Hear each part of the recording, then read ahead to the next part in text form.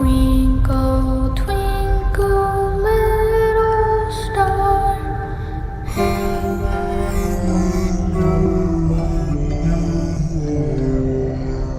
He's alive!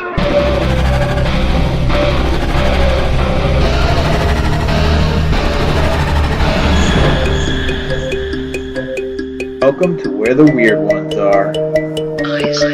Every time I speak, I want the truth to come out. Powerful figures in Hollywood as well as powerful politicians who are in fact not human. They're reptiles or they're lizards or perhaps extraterrestrials.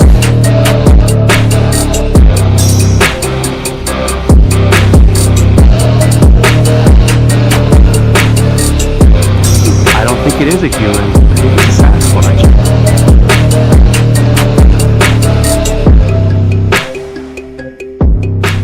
Go ahead and run! Run home and cry to mama!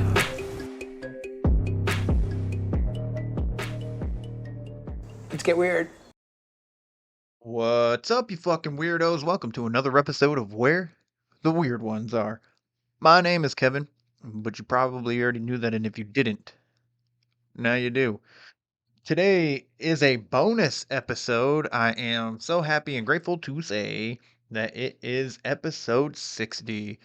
I didn't believe I'd get to 50, let alone 60. So, yeah, it's pretty great. Conspiracy Tuesday number 6 came out on Tuesday, and then episode 59, and now we're at 60. I decided to make it a bonus episode just because, first of all, I enjoyed conversating with Heather. So this episode is with Heather Moser. She is a researcher and producer for Small Town Monsters. She's also an author, a writer. She has short stories and all over the place. She's in the Feminine Macabre series. She's in Dark Village, which is amazing to say. She sounds extremely busy. She's at conventions all the time. She's doing speaking events. But yeah, she came on, and I met her at Squonkapalooza in Pennsylvania, and she was so lovely. I decided to have her on, not only because of what she does, but she has her own experiences, and one of them is extremely fucking creepy. She sees a being of light, and it does some weird things, and I mean, you'll find out when you listen to the episode. But yeah, it was a fantastic conversation, and I really enjoyed it, and I really like her as a person, and I hope you all show her some love uh, to her own pages and whatnot. She's extremely intelligent. She enjoys the historical side of things. So I mean, her Instagram handle is pagan historian. So but yeah, so that's that in a nutshell. I think I'm gonna put out a bonus episode every once in a while just because I've been having so many people on lately and their episodes just haven't come out yet. And I don't want to wait too long to put episodes out. So I'm just gonna be selecting randomly every once in a while to do a do a bonus episode. So bonus episodes will come out on Fridays. You still get the regular episode on Wednesdays. So yeah, and please, if you enjoy the show, please like, share, follow, and subscribe. Leave a rating if you feel so inclined to do so, and a review. I don't know if Spotify allows reviews or whatnot, but leave a review on YouTube. Leave a review on Apple Podcast, Amazon. I think maybe Amazon Music might do it. iHeartRadio, I think maybe. Not 100% sure, but yeah. And Rumble. You can comment on Rumble if you aren't with the mainstream shit, because YouTube has kicked one of my videos, and that was episode 40. So, and YouTube almost didn't allow me to put Conspiracy Tuesday 6 up. So, but yeah, so Heather Moser was wonderful. I enjoyed speaking with her, and hopefully, probably do a part 2 with her eventually. Maybe pick her brain on other cryptids. She has her own experiences that she talks about. There's a possible Bigfoot on her property currently. So yeah. Other than that, like, check out the small town monster stuff. They're doing amazing stuff too. There's so many people that have hands on working on that stuff, and they produce a lot of movies, and I mean, it's documentary style movies, so I think it's fun. They have a bunch of YouTube channels with affiliates and stuff. So yeah, so shout outs. I just want to say that I am extremely grateful for Larry. Larry, you know who you are. Thank you for buying the t-shirts. So Larry's bought 2 t-shirts so far. And he's been super supportive. He comments on stuff, he shares stuff, so I'm grateful to have him in my corner. And Rose from Colorado, I'm assuming you listen to the show, so I just want to say that I appreciate you for buying a t-shirt. And I hope to continue making good content for you to listen to. So yeah, I just appreciate you. I don't know who you are, and that's completely fine, but I appreciate it. It means a lot to me when people that I don't know buy the shirts. So it just means that they're listening. So, and that's pretty cool to me. So a couple shout outs that I have started doing. Let's see, 1-0 podcast, dude. I cannot say enough about that podcast. Like, you guys got to go check that shit out. She will make you cry. She will piss you off. You will fucking want to punch something or somebody. And then when you don't think you can get angry enough, she'll make you laugh. And her podcast it's amazing. She's got David down the rabbit hole as a co-host, and they're doing amazing shit. She researches the shit out of the victims she speaks about. So please show her some love. Give her a rating, give her a review, and all that shit, because she loves it. It sends her over the moon. So any support that we can get out to her would be fantastic. And Mrs. Spooky Obsessed, that's another one. She is doing book reviews, and she asked me for a quote from my favorite book, and she put it in her one of her episodes recently. But I love the hell out of her and her podcast. She's very knowledgeable, talking about the historical side of why we love the spooky season and things that scare us. So, and she's currently on season 2 of her podcast doing spooky stories. So please go check her out. I would really appreciate that. Also, check out Black Smoke Paranormal on YouTube. Check out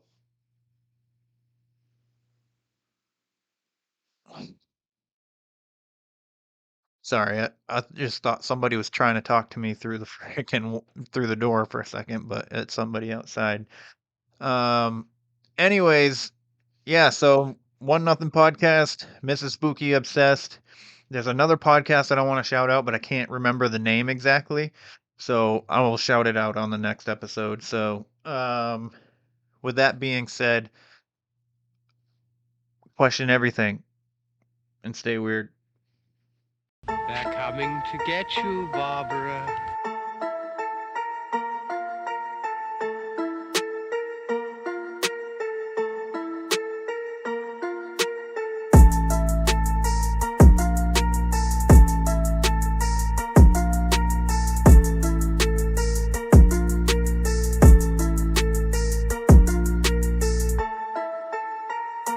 Let's get weird. Let's get weird. Let's get weird. Let's get weird. Weird get weird.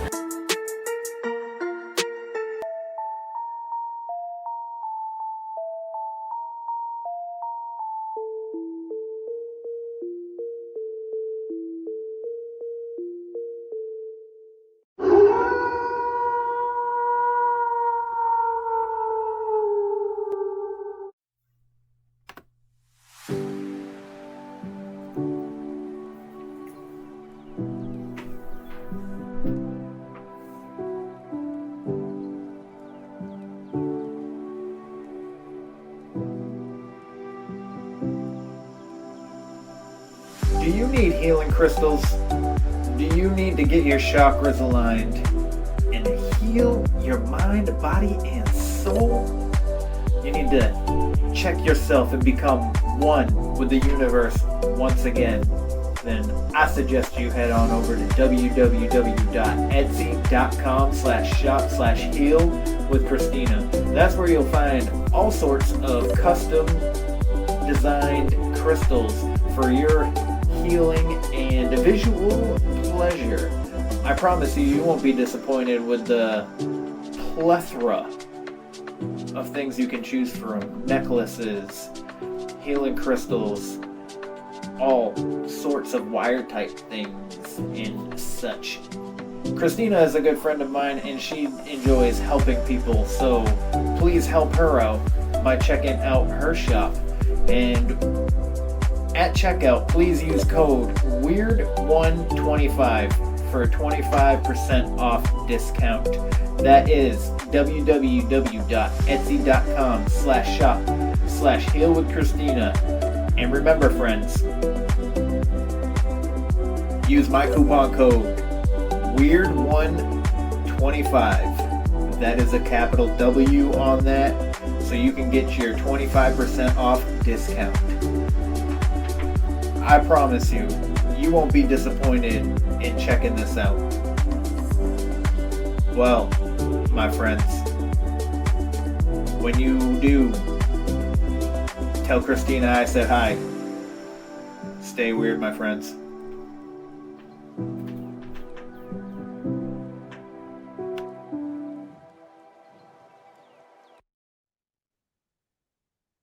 So, if you don't mind, real quick, Heather, for those that don't know or not familiar with you and your work, if you don't mind sharing a little bit about who you are and what it is that you do. Yeah, so my name is Heather Moser. I am a researcher and producer for the documentary film company Small Town Monsters. We make films on all kinds of weird stuff, from Bigfoot to UFOs to Mothman, the Bell Witch, all over the map. And yeah, my job is to research the topics before we dive into them fully, to contact witnesses, and then help set up the schedule for when we're actually out on the road. I'm also a writer. Some of my work is in The Feminine Macabre, volumes 1, 3, and 5, where I talk about cursed objects, headless ghosts, and Goatman. That's an interesting one. Yeah, throwing stuff in there. And then I also write fiction as well. Actually, Dark Village is the name of the anthology that just came out yesterday, that has a short story that I wrote in it called The Wendigo. So that's what I do. I'm also an adjunct professor at Kent State for classical studies, so Greek and Roman history. Oh, wow. Yeah. That's a list of, that's quite the list. I actually just had Carly on the Yes. her episode comes out in 2 weeks. So Nice. Yeah, Carly's amazing. She's a lovely person. But yeah, so that's I think I did see her put something in her story on Instagram that had your picture in it for the Dark Village. So I think I Yeah. kind of knew that, but I didn't realize it at the same time. But so your Instagram handle is pagan historian. Now, do you Yes. practice paganism? So the way that I would explain it is that if I were to pick a religion, that would be the umbrella that I would fall under. Mhm. But to get any narrower, it would be more, I suppose my beliefs would be more along the lines of animism, kind of like a soul and a spirit and everything. Yes. Um, but I don't like I don't have necessarily rituals that I do necessarily, I guess. It's not like, I guess what a lot of people might think Wicca would be like, doing different spells and things like that. That's not really what I do, Okay.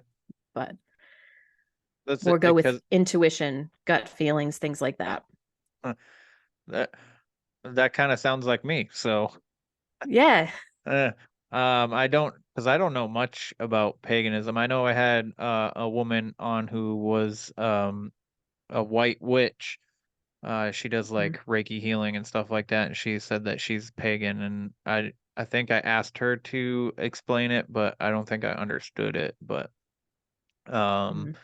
everybody has like their own ways of explaining things, and sometimes just certain like the way you just explained it made complete sense. Well, Yeah. at least the Awesome. way you explained what you thought about it anyway. Yeah. So, Awesome. real quick for everybody that watches because I bought one of Heather's books when I met her at Squonkapalooza in Pennsylvania. So this is for everybody that's watching the video. If you can see it that well, I'm not sure. But that is the Looks good book on that I this end. bought. This is it's the Feminine Macabre. Does that how you say that? You sit Yep. without the RE hmm on there? Okay. Yep. Um I think this was This the is first volume 5. 5, yeah, V. Yep. So, I got a list of books. I Um, saw that. I saw that on Instagram, a bunch of pictures of all your loot that you got.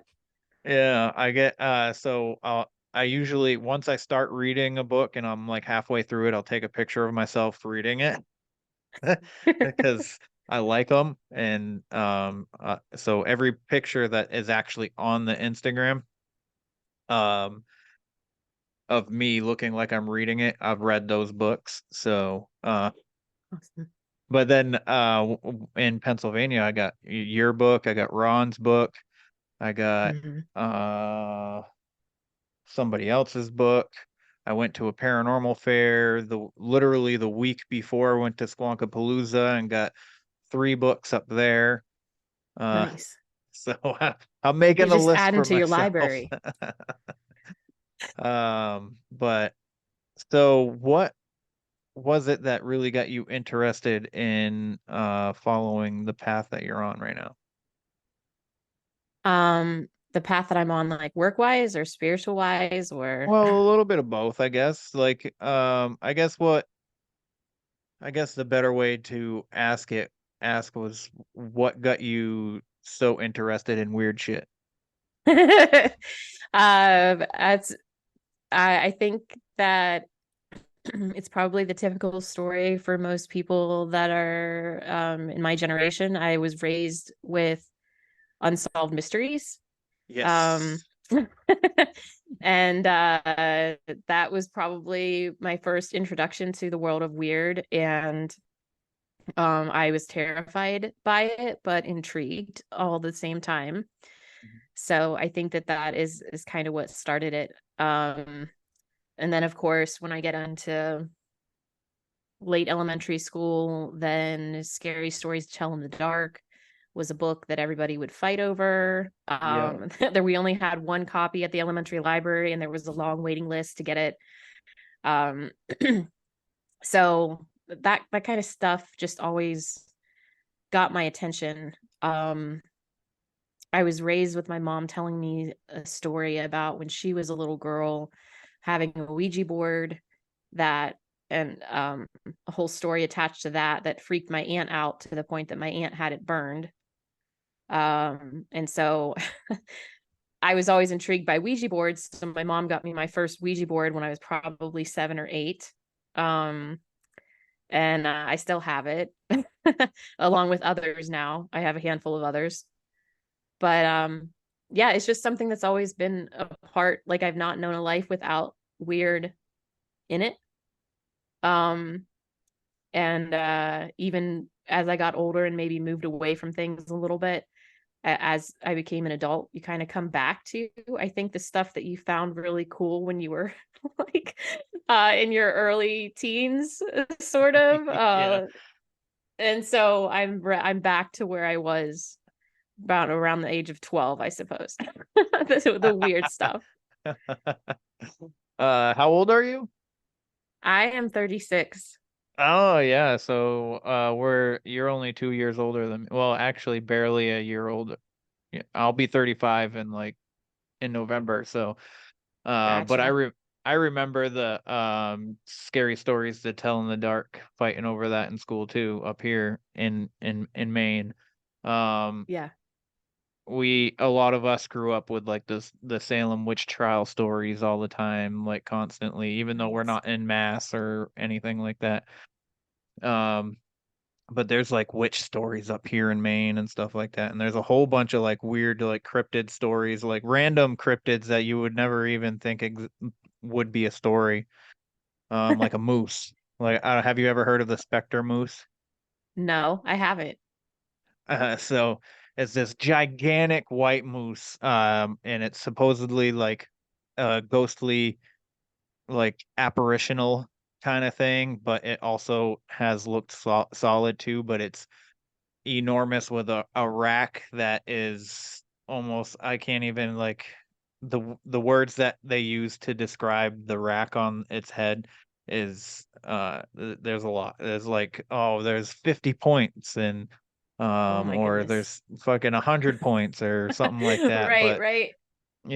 and but it's basically the picture is painted that it's all white, it's extremely huge, and a lot of the first guy that ever saw it, his name was Clarence Duffy, and he was kind of like in awe. Like they were out there hunting, like he was leading a hunting party. It was like late 1800s, 1890 something.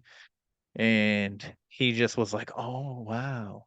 And he said that he didn't shoot it because he was just like so like in awe. He was awestruck. Yeah. Um and he started telling the story and everybody started telling him he was crazy, and then like a couple years later some dude from New York had a similar experience, and then just stories here and there throughout time up until I think the last story that I really heard about it was in the 90s.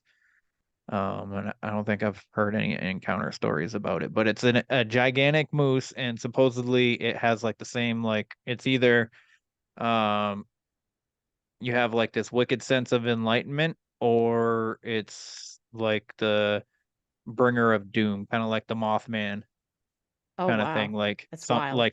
it's seen before something devastating happens or something like that. Interesting. So Interesting. I've been at do you know the guys from Cryptid Warfare? Mm-mm. So they do like Bigfoot hunts and Dogman hunts and stuff like that. And we're thinking about doing a documentary on that. And I was like, he's like, I told him they're completely down, and I go, well, if anything comes of it, it'll be a documentary about moose. That's right. And that is still going to be awesome. Yeah, I think so. So we'll see if that ever comes to fruition. So, That but would be cool. so when you get ready for your documentaries, like what is the process? Like what do you do first, and as you build up to actually going out on in the field to do all the filming? So, goodness. Well, one of the first things is so Seth, the one who created Small Town Monsters, will have a meeting every year to talk about like what we might want to cover the next year. And we'll sit together and ultimately come up with a handful of ideas and say, for instance, we wanted to talk about well, I should just use one that we just say a Bigfoot, but we're talking about doing a Bigfoot story out of West Virginia or something like that, like a YouTube series, which we're actively doing, Sasquatch Unearthed. So step one then is, okay, now I have a location. I start looking for, depending on the angle that we're wanting to do, I either start looking for old newspaper articles, or I will go to books or online forums to find people that have had sightings or experiences that might be willing to share those things with us. But there's a lot of research into like the areas themselves, the history behind each location, whether it's just the geography of the area, the native population that was in the area before white settlers got there, the immigrant population that came into the area and what stories they may have brought with them. So just kind of start as far back as possible and work forward, especially with the bigger projects, like the movies and the films. Those ones take a lot more in-depth approach usually than the YouTube series that we do. So how often do you do the YouTube, like, so are you saying that the actual movies are different from the YouTube channel? Yeah, so the YouTube channel, we have episodic series on the YouTube channel. We have, right now we're running Sasquatch Unearthed, which is this season focused on West Virginia. And that's more, those are contemporary type sightings that we're talking about there. Okay. Then there's Mysteries and Monsters, which is directed by Eli Watson, and he goes all over the country doing a deep dive into anything from Bigfoot to UFO cults. He's just all over the place. And then Alexander Petikoff has a series called Beyond the Trail, and he goes out and does Bigfoot stuff all over the country. He just got back from Alaska, and that's all episodic content that we do on YouTube. But then we also have movies that we make every year, anywhere from 4 to 6 movies a year. It depends on a lot of times on release dates and things like that. But like this year, we will be releasing, I believe, 5 films by the end of the year. So that's all, and those are all their own contained things. So the next movie that comes out is going to be American Werewolves 2. It'll be its own thing. But we're also going to have a series, well, if we had a series, then it would be something else that we'd put on YouTube. But all of the movies are a separate thing, which we've actually noticed that people that have come across us on YouTube they don't realize that we make movies, which is entertaining to a certain extent because that's how we started, was making movies, and YouTube came later. Yeah, because when I started watching the YouTube, I was like, so is this like the production that, you know, Heather is a part of? And I was just like, oh, because it looked like it was almost like monthly, and I was like, damn, she's fucking busy. Yeah, we are. Yeah, we are busy. I mean, if you're doing 5 to 6 movies a year, and then you got all the YouTube series, that's a lot of work. You guys are killing it. I actually have Alexander coming on in next week, I think. Nice. I think it is. So that'll be fun. I didn't realize that he was actually a part of Small Town Monsters. Yeah, he's a huge part of it. Wow. He's awesome. Wow. The things that you learn.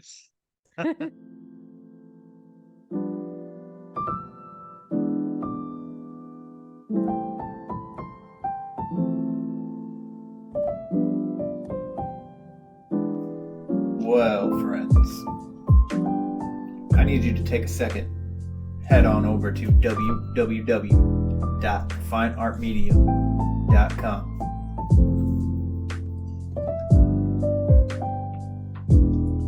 Emily is a medium, a working medium at that. She does readings, and she's artsy. She does graphic design. So, if you're in the market for a logo, because maybe you're starting a business, maybe you're even starting a podcast, and your logo needs met, Emily is who you want to reach out to. I promise you won't be disappointed in her artwork. I also know that if you need a reading, past life regression, this medium, not only is she compassionate, she's extremely intelligent. She will get your needs met. You can go onto her website, you can see all of her reviews. I promise you, my friends, you won't be disappointed in this. So give her your time if you're in the need for it. She made a couple of my t-shirt designs, and we're working on a comic book. So,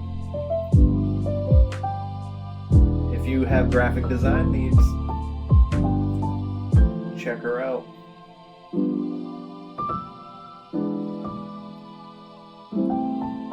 As always, my friends, stay weird.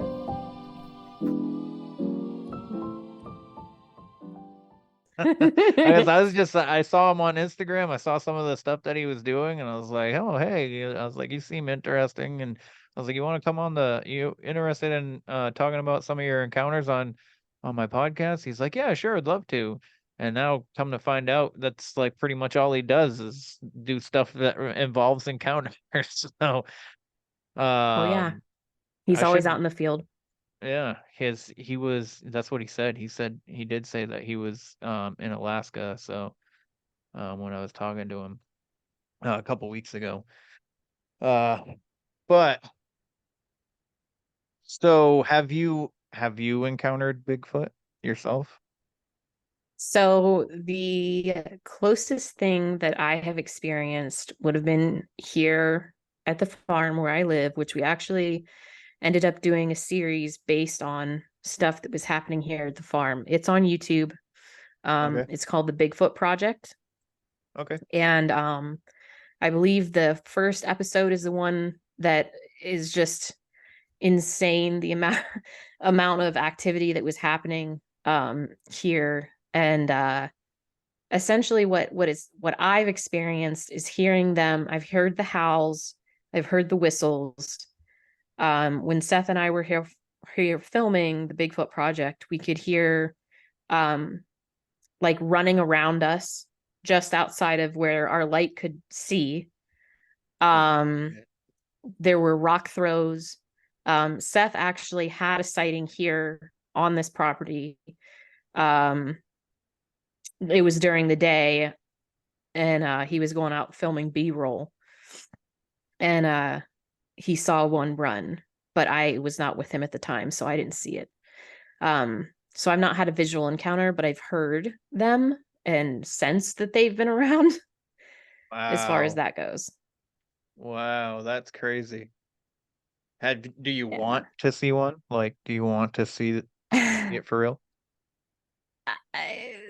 I don't know. If I were to ever see a cryptid, I suppose Bigfoot would be the easiest one to handle mentally. Just because you of all the research that has gone into Bigfoot and all the stories and stuff. Yeah, I understand that. Yeah, it seems the most plausible, where if I were to be out and see like a dog man or something, I would be ruined. I think. Yeah.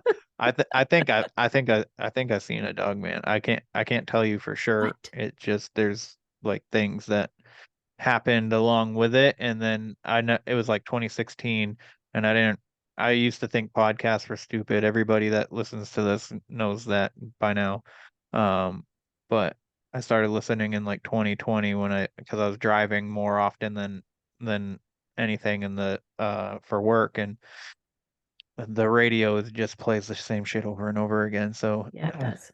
a friend of mine was in the podcast, and he actually ended up having his own podcast, which is how I ended up doing my own. Um, but yeah, I started listening to all these like cryptid stories and paranormal stories, and they were talking about Dogman. I was like, Jesus Christ, they come up with fucking new monsters all the time just to frickin' like 'cause Slender Man, I know that was, I Yeah, feel like if anybody's actually experiencing something like from Slender Man, I think that um it was manifested. I don't think that has been like yeah. a cryptid or whatever No. entity for how long they say it has been. I think talking about it and pretending that it had that all these incidences happened, if it's a if that is really happening now, it was manifested by the people who started it. But Yeah, I agree. um right. And Dogman, I was thinking Dogman was like the same thing, and I was just like, oh, come on. And the more I heard about Dogman, like it's a lot of the stories are accompanied with coyotes and red glowing eyes and like this ominous fear, like it's like you're just Yeah. like in this fear state all of a sudden, like this super state of dread. And Hmm. that's all of that was that night. Red glowing eyes, pack of coyotes, a sense of dread, my dog's freaking out, and Yeah.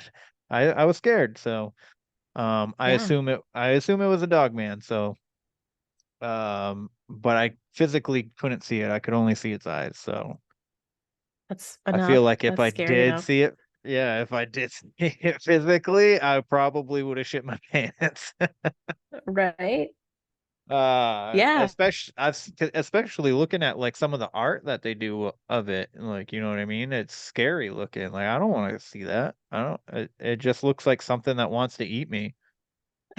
Exactly. That's why So, I would never want to see a dog man because I already have issues around like big dogs. If they've got an attitude, I can't even imagine oh yeah. Have you a ever been huge attacked by a dog or? no, thank goodness. Oh, okay. All right. But I've known But people that have been horribly attacked and are scarred for life, yeah. literally. So, yeah. That yeah. Dogs can be scary for sure, especially if you don't know them. So, Yeah. and then a big ass fucking 7 foot dog out in the middle of the woods with red glowing eyes. That shit's gonna be fucking even more terrifying. Oh, yeah. So, Correct. do you have like a favorite cryptid? I guess like not that you like it or anything, but like you enjoy the stories around that surround them. So I guess if I were to choose like a favorite cryptid, it would just be based off of cryptids that terrify me the most. And so at the top would be Wendigo, and then Goatman. Those would be my top two, I think, that I am intrigued by but would never want to encounter. Um, Wendigo so is something I definitely don't ever want to come across.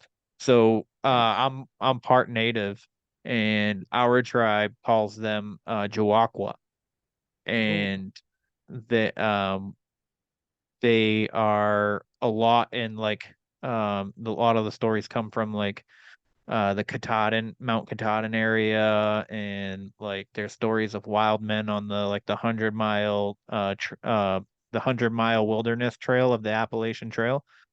mhm, Um, because I think it's when you get into New Hampshire, so like New Hampshire, no, maybe it's as soon as you get into Maine, it's nothing but wilderness, so the trail doesn't go across roads or anything like it does through Georgia and Virginia and right. all that.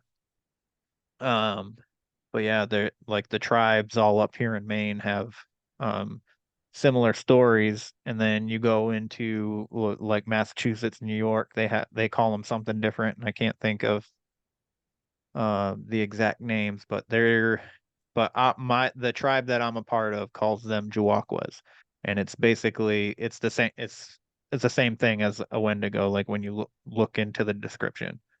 So Right. Yeah. it's Terrifying. yeah, yeah. Have you talked to Shane Jones? Yes. Yes. Did he tell you his Wendigo story? He did tell me his Wendigo story.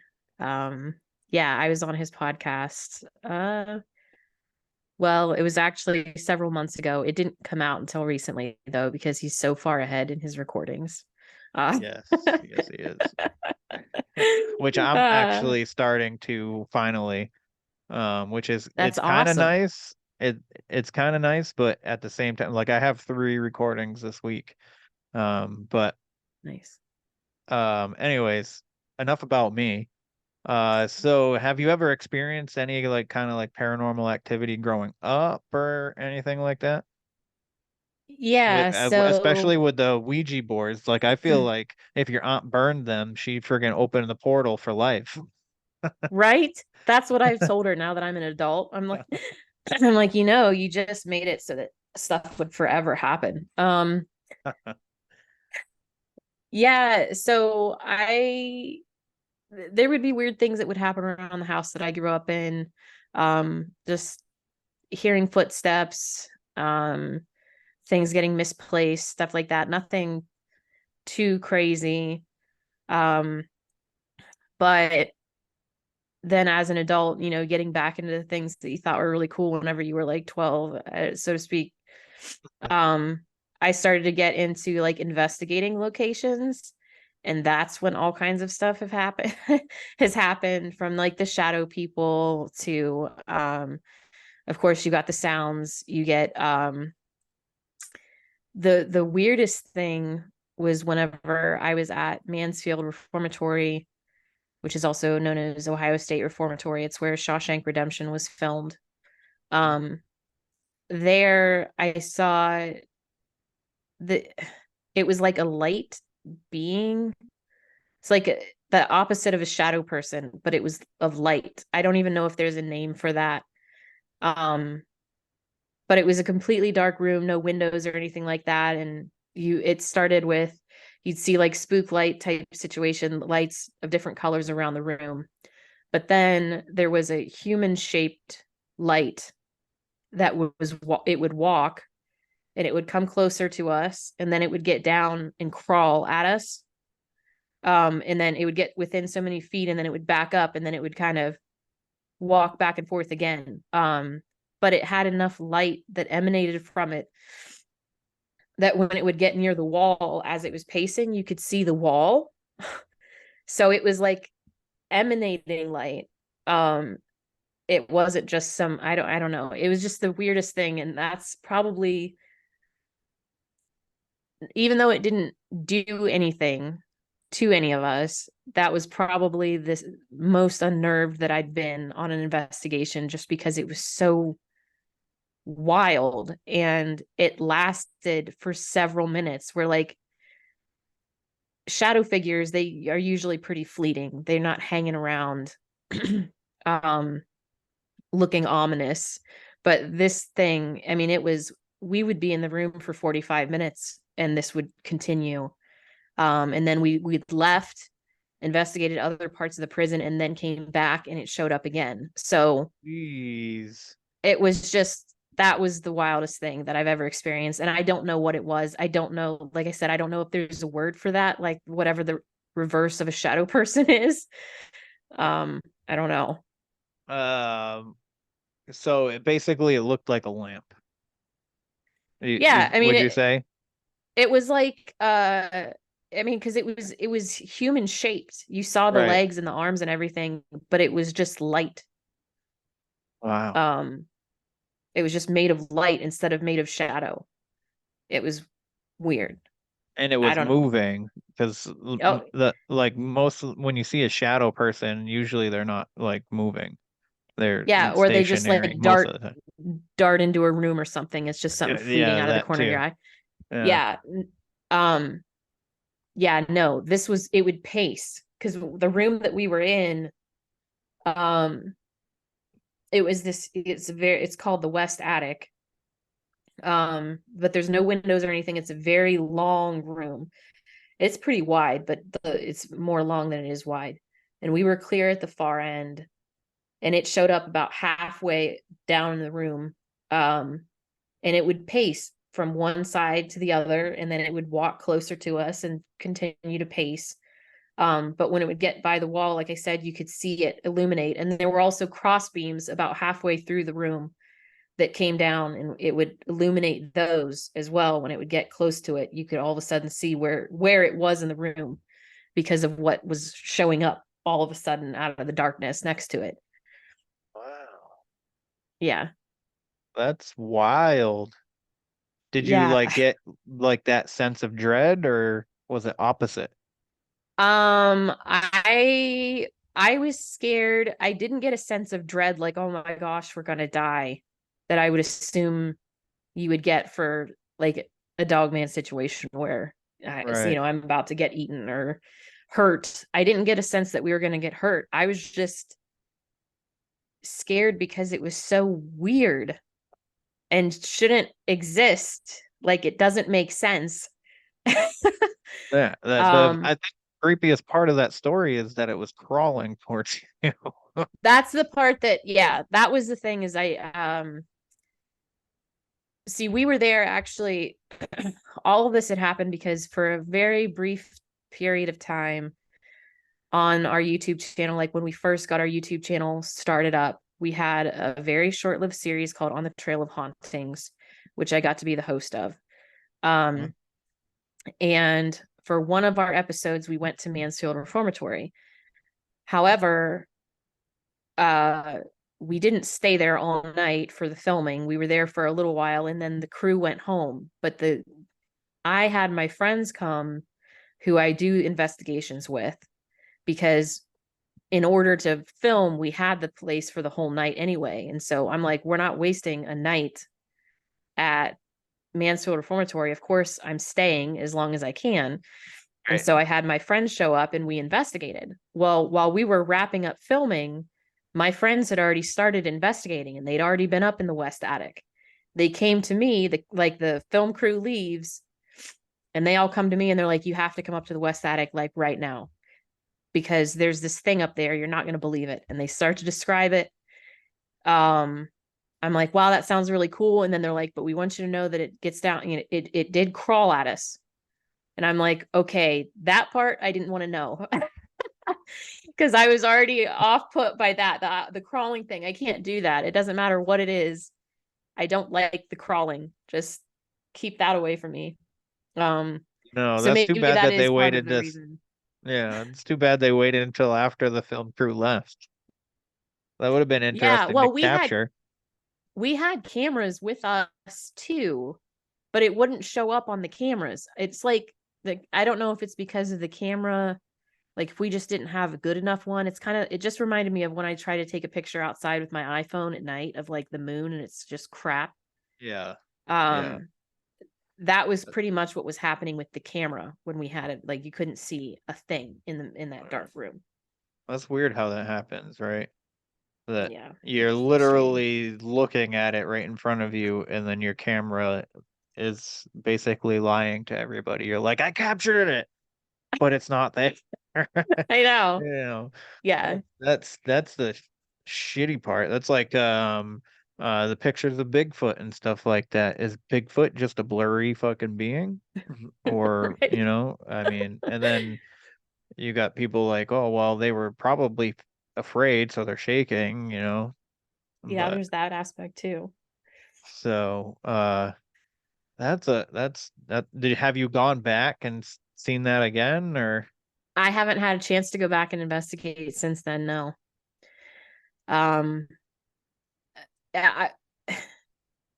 That's a place that I would love to go back again, if just to go to the West Attic and see if we could get that to occur again. Yeah. But I am thankful that when it happened, there were 4 of us there. So I wasn't by myself. It wasn't just a couple of us. There were 4 of us sitting in that room that saw that happen. So Your story's Um, corroborated, if I've said that yeah. word correctly. Yes. Yeah. Well, that's I mean, amazing and terrifying all at the same time. That's Yeah. a good story to have under your belt, I think. Like, just, I mean, I've never seen anything illuminating light, so uh, that now that goes on the list of things that I want to see. I just don't want to see it crawling towards me. So, Right. I had this weird, I don't think I've really talked about it on this podcast, but I actually ended up sharing it on two other shows. So I think I could probably tell the whole story now. So it was in this room actually, because this was my bedroom, but it's a little bit too small for a bedroom, so I changed it into my studio.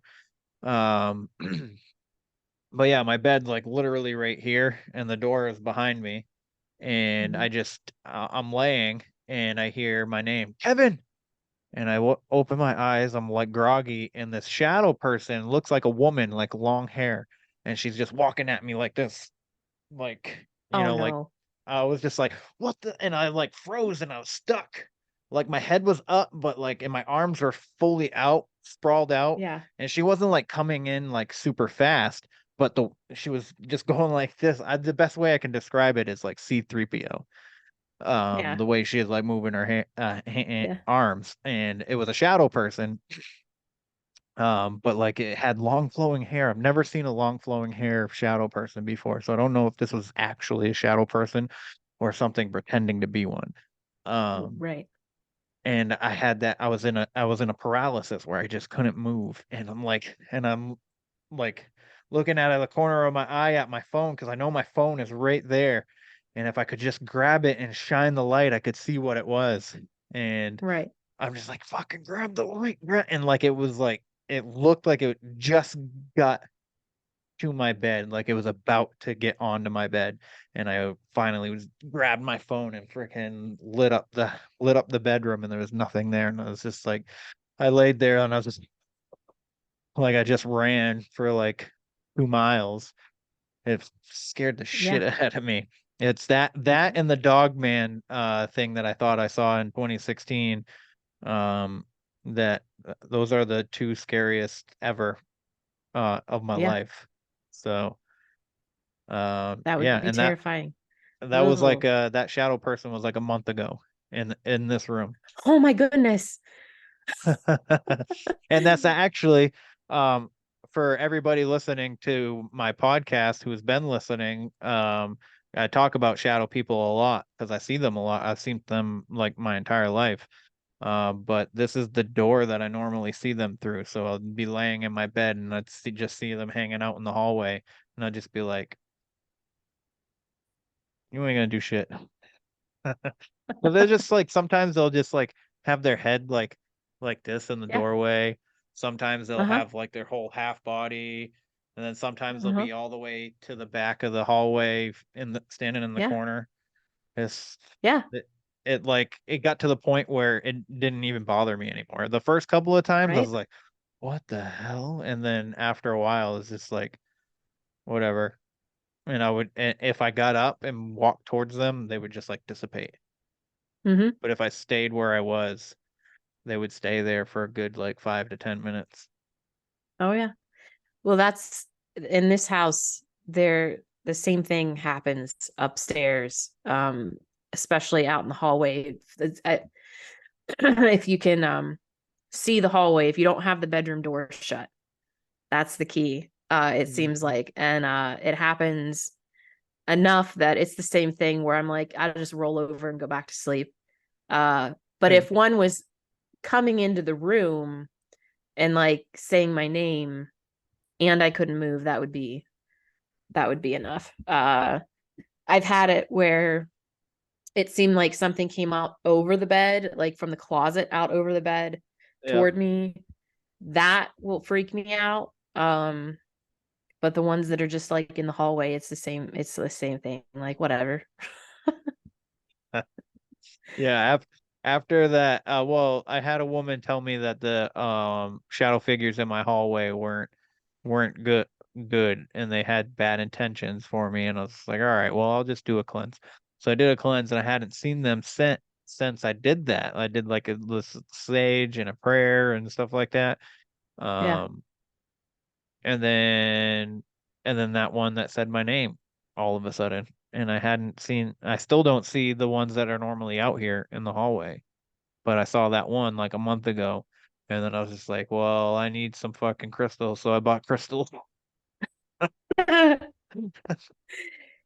Yeah. Like, I don't know what the fuck that was. I'm not sure. Like it looked, like I said, it looked like a shadow person, but I feel like it was something pretending to be a shadow person because it knew that I'm not technically afraid of shadow people, I guess. I don't know. Right. Well, There's so and many it things called that your we don't know. name. Yeah. Yeah. I've never had a shadow person actually, like, number one, speak, let alone Right. move. So, Right. unless, like you said, like it darted into another room real quick. So, Right. but yeah, Yeah, that they're not like was, rushing you. yeah, they're not coming at me. Yeah. It, yeah, I just friggin', I'm kind of glad that I don't sleep with my gun under my pillow at that point, because that's something that I probably wouldn't have even like, I probably wouldn't have tried for the light first. I probably would have just reached for the gun and started firing, you know what I mean? Right. And then Right. I just would have shot fucking holes in my wall. Right. Right. Um, and my son's bedroom's actually across the hall, but he wasn't here that night. So, um, but if he was, that Yeah. would have been bad too. Yeah. So, Yeah. um, so you wrote one that's based on haunted objects, you said? A book? Cursed objects. Yeah. Oh, okay. So have you ever like encountered any cursed objects, or what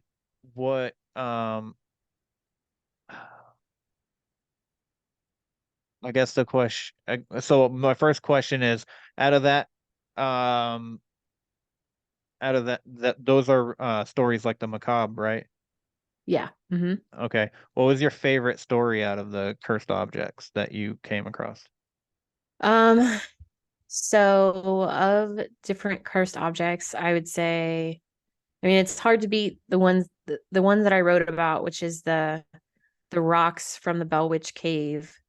People taking rocks. Well, they'll take anything that they can find, but people taking rocks is the big thing from locations. But in this instance, the Bell Witch Cave in Adams, Tennessee. And then once they remove it from the cave, sometimes even before they get home, horrible things are starting to happen, whether the car breaks down or there's a car accident or anything like that. So what I had been studying specifically that's kind of reflected in the feminine macabre were the letters that people write after this has happened when they send stuff back. Um, so like we've got the rocks from the Bell Witch Cave. We have letters that people send to the National Park Service when they take things from like Gettysburg, from Devil's Den. They'll take rocks from there, feathers or whatever. They send it back, and the letters are pretty much all the same, right? They're like, "I'm so sorry that I did this. I should have known better. Please put it back." But then we don't really get a follow up.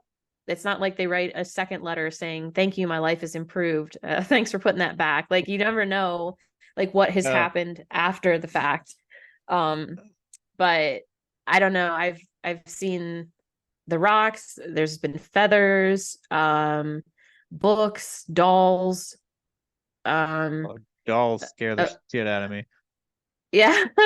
Uh, There's and like when it comes to dolls, like if you think of Robert the doll, yes, the Robert same the idea doll. of the curse that accompanies if you take his picture without his permission. They get the same thing where people send letters in saying, "I'm so sorry. Tell Robert I'm sorry. I didn't ask permission, or I mocked him, or whatever." It's the same idea as when people physically take an item from a place and then have bad things follow them home. Mhm. But yeah, I mean, I take stuff from places that I go. I have been to the Bell Witch Cave. I did not take a rock from there. more so, I think, out of respect of the whole mythos that's around it than anything else. Because I'm always taking rocks from places, but I was like, yeah, I won't take anything from there. I did take a doll home from there, and we had some weird stuff happen from that, but Oh no. but that's okay. I mean, it was mild, so it's not like I needed to send her away or anything to a museum or anything like that. But that's Put what it I in a keep glass telling cage. myself. Yeah, I keep telling myself that if I bring something home and it's, a bad thing, if there's Yeah. something attached to it that's bad, that I know people that I can send it to that would want it and be able to handle it more than I could. Yeah, you don't want that shit, especially when you have kids. So, I mean, Exactly. I know you have one kid. That's as far as I know. I have So, three. you have three. Oh wow. I have Um, three. But yeah, you got to see my son, my middle yeah, child. yeah. He seemed like he was very bored. Yeah. Yep. And he was there because my oldest refused to come because she's been to other events and she gets bored as well. Yeah. I Um, mean, understandable. I mean, yeah. I'm sure you got bored. I got bored when I watched Shane's Table. I was just sitting there and I was like, "Oh man, I really want to get up."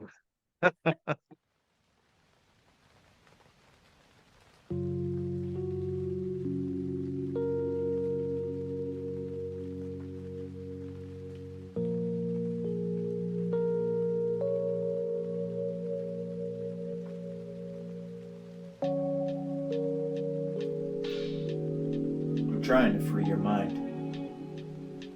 but I can only show you the door. You're the one that has to walk through it. And by walking through it, my friends, head on over to www.deeperdown.store. There you will find some sick-ass threads, AI-inspired art on t-shirts, hoodies, flip-flops and cups, and motherfucking tote bags. I promise you, my friends, if you follow the rabbit, you will not be disappointed.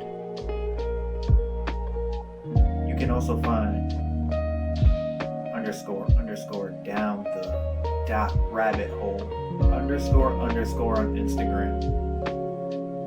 He has thousands of followers, and he shows you deep down the rabbit hole on conspiracies, hauntings, and cryptids. I highly recommend you subscribe for $2.99 a month. Also, if you check out his store, upon checkout, enter code KevinsWeird18. There, my friends, you will get 18% off of your purchase.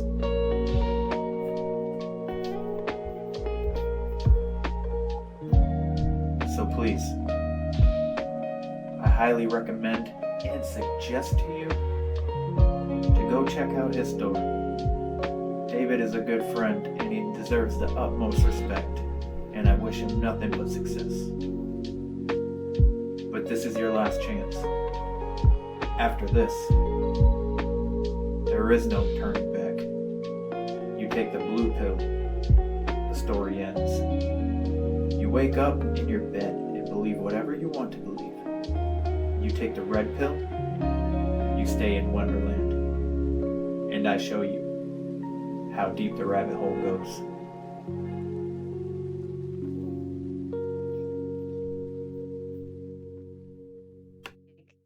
When I go to leave for events, things like that, it sounds, I think it sounds cooler on the surface to them than it actually is. They're like, "Oh, Yeah. you're traveling, you're doing this. I want to go."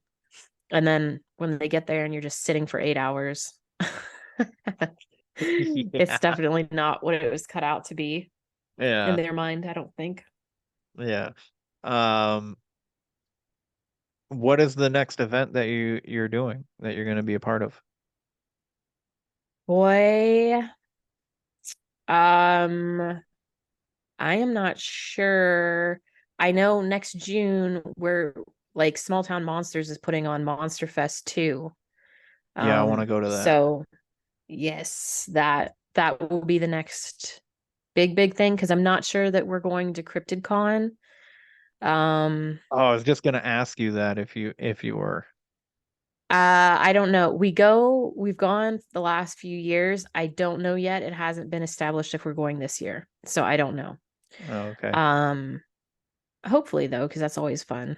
Yeah, I'm going to that one in November in Kentucky, right? Yes. Yeah, I'm Yeah, going to you're that. traveling so far to go to these things when you're up in Maine. Yeah. Well, I mean, I like it and it helps me network a little bit. Hmm. So, I mean, I wouldn't have met you if I didn't go down to Pennsylvania. So, That's true. That's true. Mm. Yeah, well, make um, sure you come to Monster Fest in Ohio in June. yeah, well, It- Ohio's a lot closer than yeah, Kentucky. So, exactly.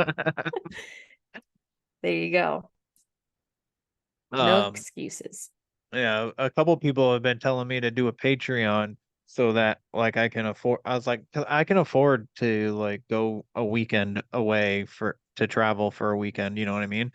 Hmm. And they're like, "Oh, do a Patreon, you know, and then you can afford to, like you can do like." I was like, I when I started this podcast, I put it out there that I was never gonna make anybody pay for anything. I was like, and with a Patreon, you got to do extra content. I was like, I barely have Correct. time to do the content that I do. I work like 60 hours a week. Come on now, what do you want from me? Right, I exactly. mean, but the idea of it is nice. I was like, I just don't want to make people pay for it. And they're like, well, if somebody wants to support you, they will do it just because they like you. And I was like, oh, well, you have a point there. I was like, well, then they can just buy a t-shirt. I was like, There it is. I get the money for that. So There that's it good is. enough for me. Yep. Um, but so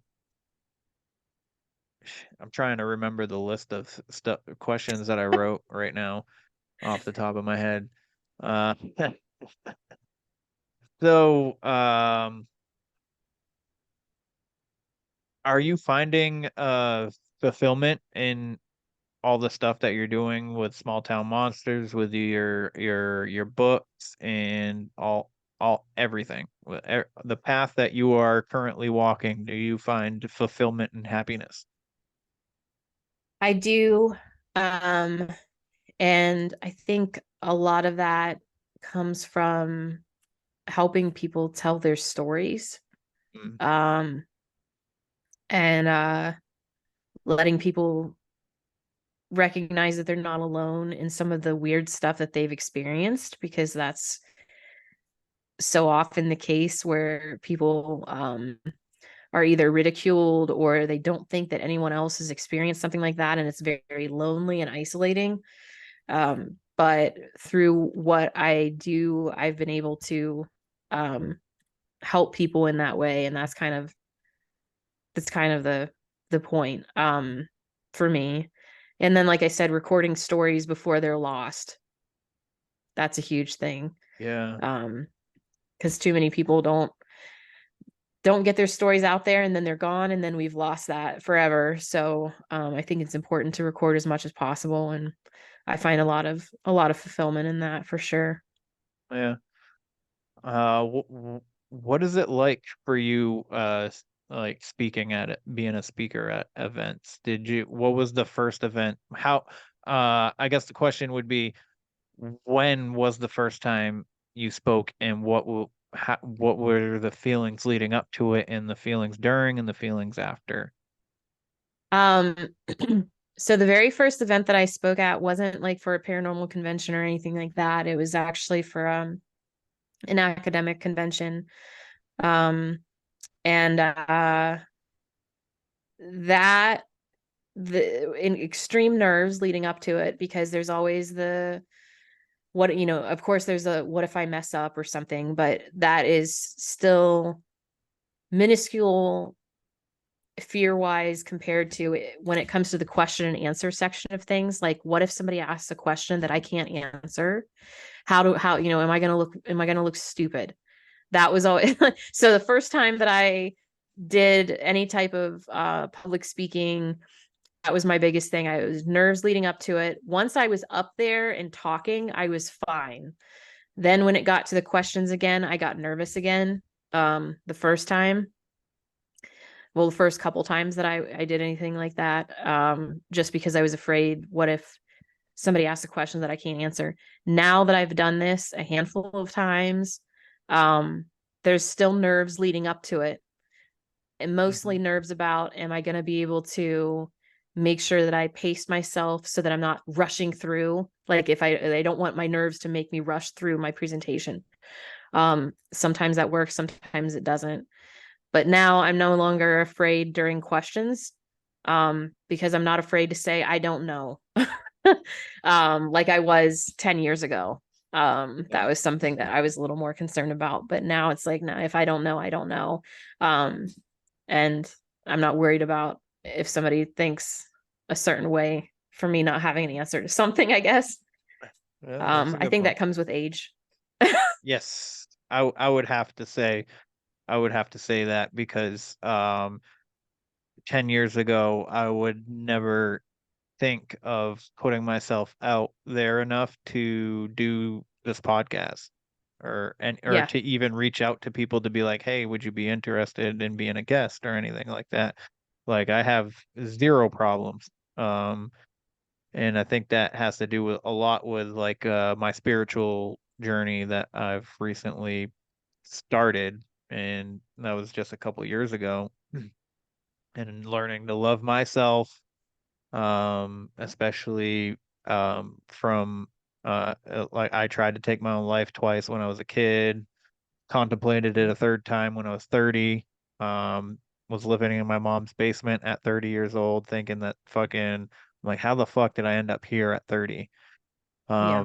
Fast forward 4 years later, I'm at 34, I'm about to be 35. I have my own house, two vehicles. My kids and I go on vacations all the time now and stuff like that. And it just brings me back to this apparition that I saw from when I was 9 that told me to be patient. And I was like, about what? And he's like, you'll know. And I think this is what he was talking about.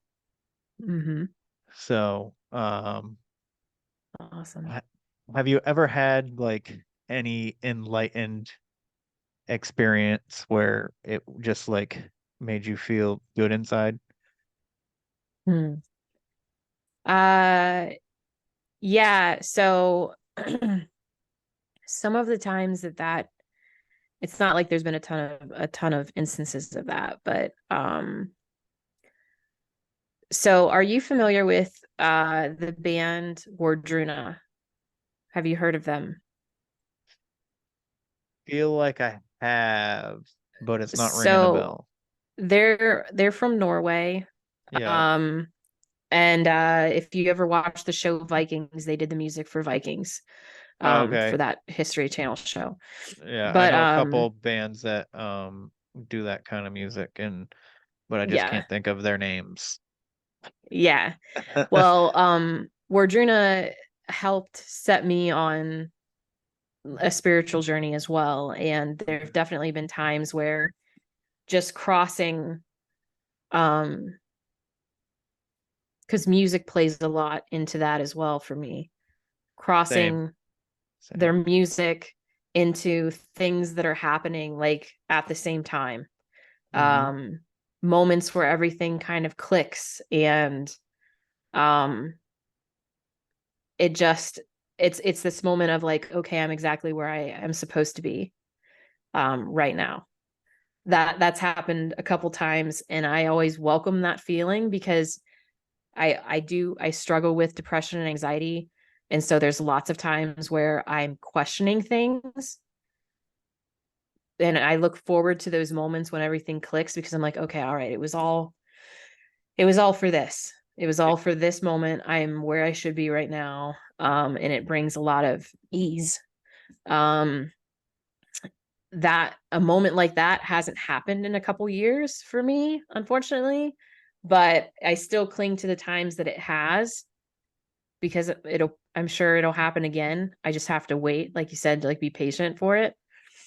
But yeah, there are moments like, okay, so we were filming up in British Columbia, and one of our interviews, we were with some First Nations members, and the guy that we were interviewing, his name was Rocky, started talking about the importance of like preserving the land and their stories and their heritage and all of this stuff. And it just struck me so deeply. And I'm off to the side. I'm not the one doing the interview. I'm there, but I'm off to the side. I just started crying quietly, but I'm like crying when he's finished and they shut the cameras off or they go to film other areas. I had to go over and ask him to sign a form that says, yeah, we can use your interview. So I like got it together and I went over, and he said, he was like, so are you okay? Because he noticed that I was crying. I was like, yeah, just some of the stuff that you said, it really resonated with me. And then I said, can I just give you a hug? And he was like, of course. And he gave me a hug, and I just started crying again. And he said, you know what, let's do a cleansing. And he took me over and did this cleansing for me. And that was amazing. It was, I did feel, now that I'm thinking back, that would have been a time that I did feel that, because when we were done, he said, okay, now, you got to let all of this go. Everything that's bothering you, let it go. It's here. It's because he took me over to a cedar tree to do the cleansing, and he's like, the cedar took it, like it's all here. So I felt great after that. And then he said that I should try to find a stream and like cleanse myself in the stream, which we didn't get to do that day. We got to do it the next day.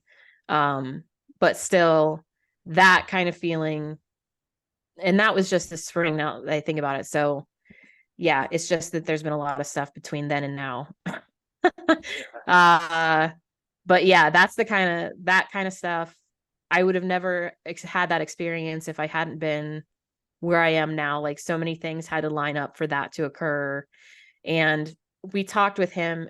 His interview was probably close to an hour. And it's not like I was sitting there sobbing the whole time. Like, there were at a certain point, it got to something that he said that struck me just right. And then I was like, okay, all right, that's exactly where I am. And then I was done. And he recognized that. That was the other thing, is he said that he felt like, because I talked with him a good bit after we did the cleansing, and he said he felt like it was my soul reaching out to him at the same time, which is why I had the emotion that I did. So anyway, yeah, I've never told that story before. That's a beautiful story. Well, thank you. You're welcome. It was a beautiful moment. It sounds it. I mean, yeah. So when you have like those kind of experiences, do you like get like the hair standing up or goosebumps, or like that, how to describe it? It's like a chill come up your spine, but it's not a chill. You know what I mean? It's not, you're not cold or anything, but you get like that vibration and it goes right up into your brain, or like the fuzziness in your brain, like it feels good. I don't know how to describe that one either. But it's like that, and just pure elation. It's like all of a sudden this weight that you didn't know you were carrying is gone. So it feels like you're standing up taller, that everything is lighter and everything is brighter. It's just like this whole darkness and weight have been removed when those moments happen. Yeah. and it's a great feeling. Um, I love that feeling. like, I love the part that like tingles your brain. yeah, That's my favorite yeah. one. That's my out of all of the out of the hair tingling and the goosebumps and the spine. When my Hmm. brain vibrates and I get that like tingling feeling, I'm just like, oh, I like this. Yep. Yep. This is right. This is where I should be. Yeah, Yeah. exactly. It's interesting getting that. It's like the soul vibrating your body with like electricity because you're essentially ascending a little bit. I feel like Hmm. at least that's my opinion anyway. Yeah. Um so um yeah, but that is a beautiful story, Heather. Thank you for sharing. Yeah. Yeah. So No problem. the question that um all the Bigfoot people, all the cryptid people get asked, what do you think they are? Do you think they're aliens? Do you think they're interdimensional? Or do you think they're physically a part of this world? So I don't know. I would say just based on the stories that I've heard, um, that it would be closer to an interdimensional thing, something spiritual. That's not to say that, and I say interdimensional because I feel like they can manifest in a physical way. The experiences that I've had, I mean, I was physically hearing footfalls around me. A rock got thrown at me. Like those are Mhm. all physical actions, right? But Yeah. um when I've talked with people who are discussing that they saw one and then it like evaporated into a mist, or it looked like it stepped into a portal, that kind of stuff makes me think that maybe there's something beyond what we can understand in the physical realm right now, um, that they have. So I can't firmly be in the camp of physical, like a physical creature, but I mean, there are a lot of people that have been out in the field far more than I have that have all kinds of evidence that say that it's a physical creature, and that's fine. Um, I just can't, the stories, that's the part that I'm hung up on, the different stories. Yeah. Um, I I feel like I mean, interdimensional still can be physical. It's just, yeah. you know, hopping through different dimensions. Hmm. So I find that interesting. Like you said, like all the stories of like it just like disappearing right in front of them and stuff Yeah. like that. That I'm in the same camp as you. I think they're definitely interdimensional. Um Now I've heard stories of like Dogman possibly doing like being like military experiments, like maybe Oh. they experimented either on dogs or they experimented on humans, and uh, either way it became this dog man creature. I've also heard stories that Dogman is just a werewolf, where it's a human turning into a dog or something like that. Mm. What do you put to that? Like, do you think any of that's plausible or? So I don't know about the military experiment part. That one I don't know, for some reason my gut tells me that that's a little bit much. Yeah. But as far as like, from what I understand, when people use the term dogman and where like they use it interchangeably, but there's a difference in that the idea of a dogman is that it doesn't shift between a person and a creature. It just is the creature, where the werewolf will shift between the person and a wolf. But with dogman, that it's, to me, although again there are people that are like, no, it's a physical creature, Hmm. there are aspects to that that seem like it would have to be a spiritual thing as well, because they where they show up a lot of times around like burial mounds as if they're guardians of certain areas. Just, I don't know. To me, those ones seem it's not, I don't think that it's an experiment by a military or by our military or any military. I think that I guess that could be more of an interdimensional creature as well, except I find it different than Bigfoot in that it's just so, I don't understand why it's so ominous comparatively. Yeah. Because I've never heard someone say, oh yeah, I saw a dog man and it felt great, I had this moment of enlightenment or anything like that. It's always fear. So I don't know. To me, that's more than just a regular creature too. Although I suppose if I saw a bear, if I ran into a bear by myself, I'd be afraid of it as well. But I don't know if it would be quite as bad as what a dog man is supposed to elicit in people. I don't know. Yeah, that's true. That's true. So I kind of like ask stories. I ask questions in like a weird way than I normally do. Usually, like my um fulfillment and happiness and stuff comes at the end. But like as you're talking, I remembered other questions that I wanted to ask. Oh yeah, okay, fine. That's what you get when you don't write down your shit. You did write it down. You just Well, lost it. technically.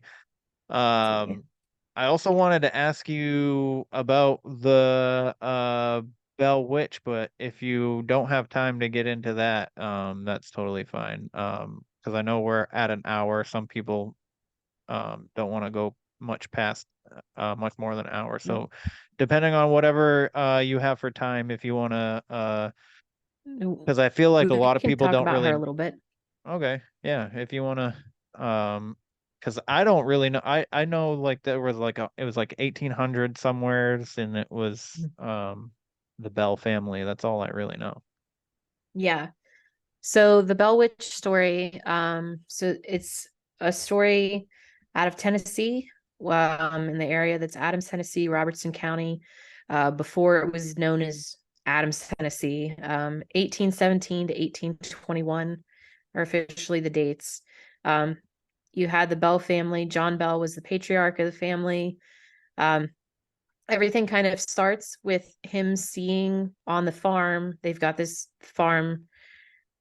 He sees this creature that is a dog body but a rabbit head. It disappears, and then his children also see like really large birds, just stuff that doesn't quite add up. So that was the first like visual thing that occurred.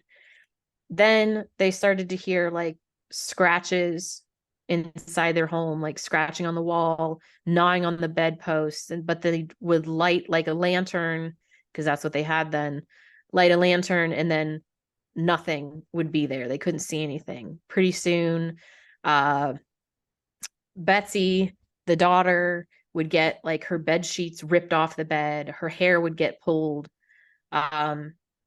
Eventually, they ask their neighbor to come over to kind of corroborate these things just to see if he can experience the same thing. And he and his wife come over. They start to hear things. They hear the beginnings of a whisper, and he kind of calls it out like, what are you? What do you want? And that becomes the first moments where the whispering becomes a little clearer. And all of a sudden there's this entity that would speak to them. She wouldn't show herself, but she would talk to them, and she would give them all kinds of stories about, because they'd ask her what she was, and she'd give them different stories of who she was or what she was. And one of the stories was that she was Kate Batts's witch, which Kate Batts was a woman in town that they'd kind of had issues with, slash a relative that they had issues with, the family did. So she claimed to be a witch that was conjured by Kate Batts, but she also claimed to be a Native American that was upset that the boys of the family had disturbed her burial area. She also claimed to have been an immigrant that buried gold and sent them out on a wild goose chase to find this gold that didn't exist, and then laughed at them for believing her. She made it her goal to hurt John Bell and wasn't really clear as to why. She just made it very obvious that her goal was for him to die. And ultimately, he does end up dead on December 20th of 1820. And there was a little vial of a black, like poison of some sort next to his bed that the voice claimed was she had fixed him up real good or whatever, and that was her doing, that he must have had some of that poison and that was it. And she also tortured Betsy a good deal, more than others. Like, there's not really a lot of stories of her bothering the other children so much. It's Betsy and John. But she terrorized Betsy and made her give up her engagement with the love of her life, because she threatened to, his name was Joshua Gardner. She threatened to kind of hurt him in the same way that she had hurt Betsy's father. So they broke off their engagement. But she had some of her final discussions with John Bell Jr. And then she disappeared for 7 years, came back, and supposedly gave these prophetic stories to John Bell Jr., things that were like, she'd talk about the Civil War that was coming, World War I, World War II, supposedly. Just had all of these things that she said, and then she disappeared again. And that's basically the story, that this entity showed up. It was more of a poltergeist. When you actually look at the stories, more than a witch. It's just that the Bell Witch is what stuck for some reason. Yeah. Probably because she claimed to be Kate Batts, which I would. Yeah, that's what my speculation would be. But she sounds like she's schizophrenic. Oh, I'm Kate Batts's witch. Oh, I'm a Native American woman. I'm this. Mm-hmm. You know. Oh yeah. That's exactly. Did they make a movie about the Bell Witch? I feel like they did, but I don't know. Think I it's don't know if they did. called I think it's called An American Haunting. I love that movie. I think that was the one that they kind of based it off of that, although they did take some liberties with the story, of course. Right. But I'm pretty sure that's, if I'm remembering correctly, that's the movie that was based off of that, the Bell Witch. Okay. All right. I didn't know that was based off a true story. Or well, yeah. Well, I watched that. I think I was in high school when that came out. I think 2004. Yeah. Yeah. It's been out for a while. Yeah. It had Donald Sutherland was the dad. Yeah, it was a good movie. Yes. That was a good movie. It's freaked me the fuck out. I think we went and it was my high school girlfriend, and we went to up north to like a well, not a ski resort, but we went to stay in a cabin, and then we went snowboarding and stuff like that. But it was a blizzard, and we watched that movie that night. It was fucking, all you could hear was wind on the windows. It was dark outside, and we watched that movie, and that movie freaked me out. The girl gets drug across the floor by her hair by like nothing's there, and I was just like, what the hell? Get out of here. Ghosts scare me the most, I feel like, because you can't see them. You can't see if they're gonna attack you or not. They just attack you. Where like Bigfoot and Dogman, like, I don't know, like, I feel like I could at least run somewhere with that they're not. Like, I can see them coming, and I can at least try to hide or something like that. So but are you able to speak publicly about about Small Town Monsters next project, or? So yeah, the next thing that will be coming out will be American Werewolves 2. which we're actually going to be premiering at the Cosmic Holler Film Festival in Kentucky in mid-October. But that'll be the next film that comes out. And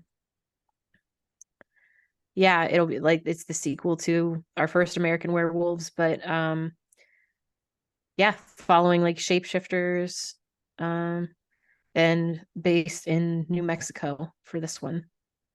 Oh, nice. Nice. Yeah. So another avenue that I like to go down on these topics are aliens and UFOs. Have you ever seen a UFO of any kind? And does Small Town Monsters cover that kind of stuff as well? Yeah, so we have On the Trail of UFOs is we've Oh, yeah, got that's the right. You first said that at the beginning. yeah, we've got On the Sorry. Trail of UFOs. We've got a handful of movies that deal with UFOs. And actually we announced that next year we're going to be doing some more UFO things, which I can't get into too much detail. But Right. yes, I have not seen one. And yes, we have done films on UFOs, and each movie that we've done has a different like a different focus. So we have On the Trail of UFOs, Dark Sky, that had gone into the idea of UFOs around like power plants, sources of power, whether it's a coal plant or electric plant, things like that. It was based in West Virginia. The original On the Trail of UFOs covered UFOs all over the United States. That was more of a broad spectrum look at things as the first movie. And then we had On the Trail of UFOs Night Visitors, which dealt more with cattle mutilations. And that was based out of Colorado, cattle mutilations and abductees a little bit, Yeah. but mostly the cattle mutilations. So each one we try to make different and cover a slightly different aspect of each phenomena when we do cover it. Nice. And I guess the last question that I can remember that I had was, are you currently working on another book at all, or do you have plans to? So I do have plans for things, and I have the beginnings of a couple different books, but I have no timeline on them. Okay. So it's not like I have a contract signed or anything like that. But yeah, I'm looking specifically into headless ghosts would be one of the Ooh. books that I'm gonna be working on here. So Okay. yeah. Okay. Well, well, I can't wait to read the book that I have from you, and then check, especially because I like the fictional stuff. I have Granite Skies by Nomar Slevik, who is also from Maine. He does kind of like the same thing where it's just a bunch of it's like a combination of stories that he went and talked to people, interviewed people for, and stuff like that. But if you don't mind giving me letting the people know the titles of all of your books as well as the fictional ones. So I have articles in the Feminine Macabre volumes 1, 3, and 5. I have a short story in the Dark Village anthology that just came out. That's the Wendigo. I'm trying to think what else. I have an article in, I think it's the 17th. What is the word? Ghost Watch Zine 17. Eyes to the Sky. I have an article in there about spook lights. And I have a short story in, it's called Spun Stories. It's a magazine out of the UK. They had an open call out for fictional stories, and it was just going to be a magazine. I think just another installation of a magazine, but they had enough interest and got enough short stories that they liked that they put it into a book. So there's a book called Spun Stories that I'm in out of the UK. So yeah. Right. All right. Where can the two people that are listening to my show buy your books? So you can go to Amazon to find most of for the feminine macabre stuff. You can get off of Amazon. Ghostwatch Zine, you would go to their website. Spun Stories, send me a message, I guess. Find me on Instagram. Because I'm not sure if as far as the UK, how the shipping is going to work for there, but I have some copies here, so you can message me if you want one. I shipped a t-shirt out to the UK and it was $40 just for me to ship it. That's ridiculous. They're like, how much is this worth? I was like, $5 to $10. And they're like, $40, please. And I was like, what the fuck? Wow. Yeah. Well, I have some here, so if anybody wants any, then we can work that out. But you can find me on Instagram at Pagan Historian, or email me Heather@smalltownmonsters.com. Perfect. Well, everybody, that is the show. If you want to be featured on the show and tell your stories, much like Heather did, it's wheretheweirdonesare@gmail.com. Instagram where_the_weird_ones_are. I'm also on Facebook, which I tell you every week that I neglect, and when I remember to, I post stuff there. But you can also reach me there if you are so inclined to do so. If you want to buy some merch, it's etsy.com/shop/wheretheweirdonesare. And Heather, I just want to say thank you for spending some time with me tonight and telling your stories and talking about the stuff that you do and the things that are to come. I really appreciate it, because if I didn't have people like you to talk to, I'd just be talking to myself, and I don't know if that would be as entertaining for other people as it would be for me. Thanks for having me.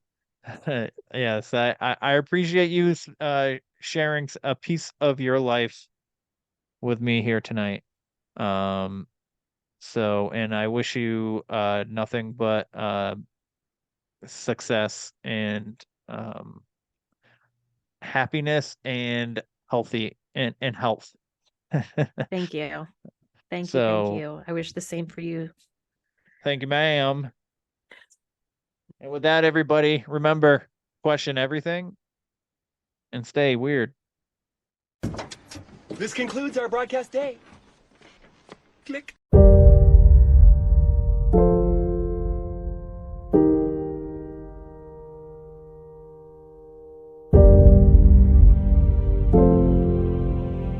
Because in the end, none of us have very long on this earth. Life is fleeting. And if you're ever distressed,